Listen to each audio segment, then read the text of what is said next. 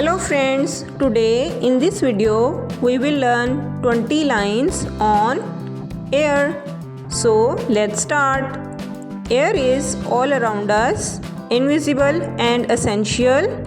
We need air to breathe and stay alive. Air is made up of gases like oxygen and nitrogen. Plants produce oxygen which we need to breathe. Air carries sounds, smells and weather to us. We feel air when it moves like wind or breeze. Air helps keep us cool when we sweat. Birds and planes fly through the air with ease. Air is necessary for fire to burn and cook our food.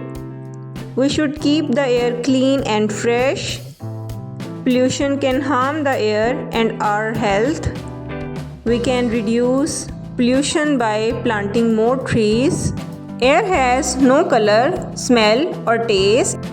We can't see air, but we can feel its presence.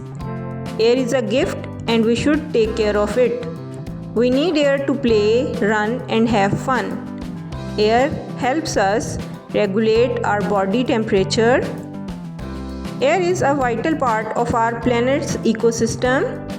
We should conserve air and reduce waste.